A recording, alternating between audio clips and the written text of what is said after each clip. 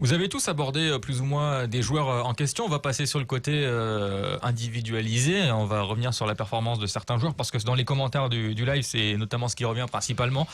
Avec Rémi Oudin qui manque d'efficacité clairement sur ce match. Est-ce qu'on se trompe complètement dans l'idée de débattre de Rémi Oudin ou pas sur les réseaux sociaux, c'est Oudin, qu'est-ce qu'il fait, etc. Est-ce qu'on se trompe justement en se concentrant trop sur ce que fait ou ce que ne fait pas Rémi Oudin, sachant que il l'a dit il y a encore 10 jours, je crois, même pas une semaine, qu'il a eu une fin de mercato agitée. Est-ce qu'une question de confiance, j'ai l'impression, cette fin de ce match et ce manque de réalisme, ou alors est-ce qu'il y a d'autres points noirs pour vous concernant Rémi Oudin? Est-ce que il y a un cap qui ne pourra pas passer? Est-ce qu'il est arrivé au plafond de verre comme on parle beaucoup dans cette émission, ou est-ce qu'on se trompe complètement en pensant comme ça? Toi qui as vu Rémi Oudin samedi au stade, Tom. Je pense que la fin de mercato a beaucoup joué pour lui. Il a eu du mal à digérer son non-transfert à la Fiorentina. Je pense que le cap, il arrivera à le passer. Maintenant, oui, c'est une histoire de confiance. Il va falloir qu'il retrouve la confiance assez vite, assez rapidement. Mais je pense que le cap, il arrivera à le passer. Voilà, maintenant, une question de temps, je pense. Max, sur Rémi Oudin? Une question de confiance. Je pense que la frappe qu'il envoie au-dessus du but en première mi-temps l'année dernière, elle finit au fond. Elle finit sous la barre comme il aime le faire souvent. Exactement. Son duel quand il est signalé hors jeu, qu'il rate, c'est pareil. L'année dernière, je pense qu'elle rentre. Donc ses qualités, il les a pas perdues. Simplement, le stade est aussi plus attendu. Rémi Oudin est un petit peu plus ciblé aussi. Il faut peut-être qu'il commence aussi pour la première fois de sa carrière à se réinventer. Et un peu comme Boulaïdia. Boulaïdia, l'année dernière, c'était simple pour lui. Il prenait le ballon, il perforait. Il l'a encore un petit peu fait. Mais il prenait la défense dans le dos. Aujourd'hui, il a attendu la Boulaïdia depuis. Mais parce qu'il est titulaire indiscutable. Parce que en l'état, Souk est en dessous. Donis vient d'arriver. En l'état, c'est le numéro 9 du Stade de Reims. Il a le 11, si je dis pas de bêtises, dans le dos maintenant. Donc, il est aussi attendu et il a des responsabilités. C'est des jeunes joueurs, faut pas l'oublier. C'est leur deuxième saison en Ligue 1. Boulaïdia, c'est même sa première où il démarre en tant que véritable joueur pro de l'équipe.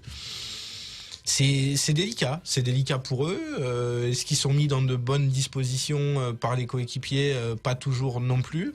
Mais effectivement, Rémi Oudin, une fois qu'il en mettra un ou deux, ça ira peut-être mieux, mais il faut qu'il se réinvente, notamment sur ses qualités d'ailier, parce que il fait pas la différence en 1 contre 1, et ça, c'est pas dans la tête, c'est dans les jambes. C'est vrai que quand il est à son poste en tant qu'ailier droit, enfin son poste depuis quelques mois maintenant, il me fait pas penser à un ailier de 2019, Rémi Oudin, parce qu'il est pas dans le côté percussion, dans le côté vivacité. Il me fait penser plus à il y a 20 ans où il rentre un peu plus calmement et joue pour ses coéquipiers. Alors je vais penser un peu à un ailier à la Ryan Giggs, tu vois, toute proportion gardée, mais tu vois, l'ailier qui n'est pas tranchant, qui n'est pas percutant. Alors pourtant il a des qualités, Rémi Oudin, mais c'est vrai qu'il a quelque chose de différent qui fait qu'on ne le considère pas comme un provocateur, quelqu'un qui dynamite son couloir.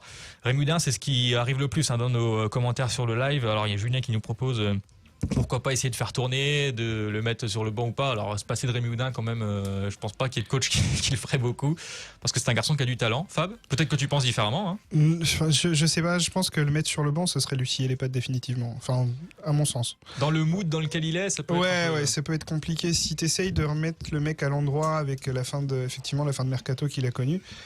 Ça peut être compliqué, surtout que malgré tout on peut avoir quelques signes de satisfaction dans le sens où il s'est procuré des occasions, ce qui n'était pas forcément le cas avant, et il a été volontaire. Après Rémi Oudin, et ça rejoint ce que disaient les camarades, c'est que c'était le chouchou de Delaune l'année dernière et qu'il arrive avec cette étiquette de chouchou de Delaune, il est vraiment attendu, et ce qui fait que quand tu as une petite phase comme ça où tu es moins bien, tu vas forcer tes gestes, tu vas forcer tes frappes, parce que tu as de la pression. Maintenant, quand tu frappes, si elle est au-dessus, tu as l'impression que tu as tout le stade qui te tombe dessus, quoi. Et ce qui est un peu en train d'arriver.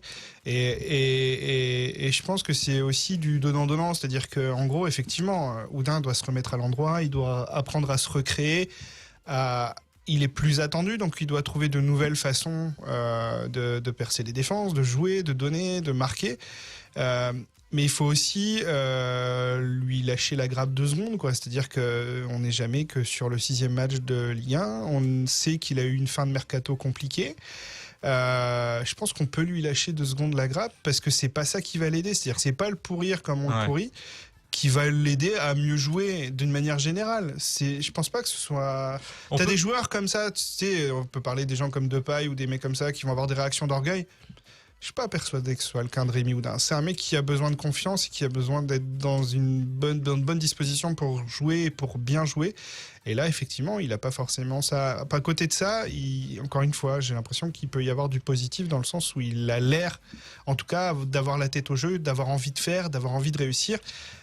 Je pense qu'effectivement, ce que disait Maxime, 1 ou 2 buts de suite pourraient le débloquer. Voilà, parce que si on exagère un peu les choses, ça ne doit pas plaire ce que je vais dire, mais Rémi Houdin, ça fait 2 matchs qu'il a commencé sa saison, parce qu'avant, t'avais la tête à partir, jusqu'au dernier moment, t'as pensé à partir et tu voulais partir. C'est un secret sur la Polichinelle. Oui, voilà.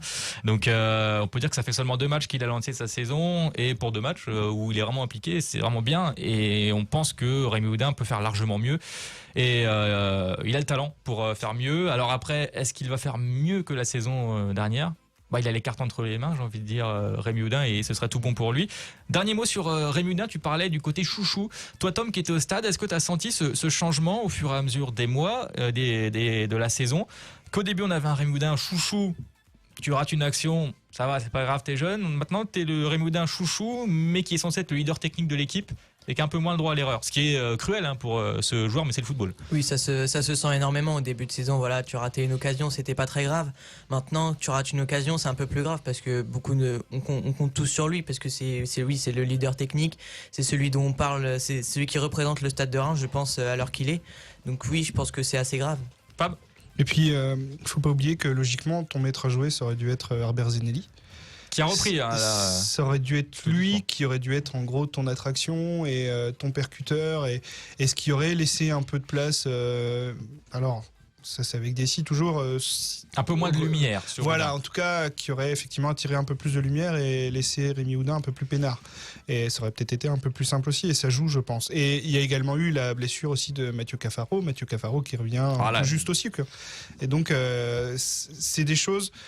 Effectivement, c'est un peu inquiétant, mais si tu regardes un petit peu sur le moyen terme, t'as le sentiment que ça peut retourner dans le bon sens. Tu m'as fait ma transition parfaite, Fab, parce que je voulais terminer sur les individualités, sur Mathieu Cafaro, qui est dans les satisfactions de ce match tout de même. Je crois que dans ton résumé, tu l'as mis dans les plus. Mathieu Cafaro, son retour sur le côté droit, on le précise.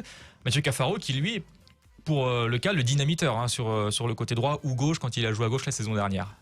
Il a plus ces qualités-là, effectivement, de percussion qu'un Rémi Houdin, par exemple. Après, c'est pareil, on ne peut pas lui demander de faire des exploits. Il vient tout juste de revenir d'une blessure. Il a joué, là, si je ne dis pas de bêtises, entre 60 et 70 minutes. C'est déjà bien pour une reprise. Il avait dynamité un peu la fin de match face à Nantes. Il va revenir tranquillement. Et là, tu vas commencer à pouvoir... retrouver une certaine dynamique. Si Kuteza arrive aussi dans la rotation, Dingomé reviendra, Zenelli, plutôt sur la deuxième partie de saison, voire la fin d'année. Mais oui, effectivement, Mathieu Cafaro a une carte à jouer en l'absence de Zenelli et je pense même que ça peut être lui le vrai dynamiteur et le vrai facteur X de l'attaque avec Donis.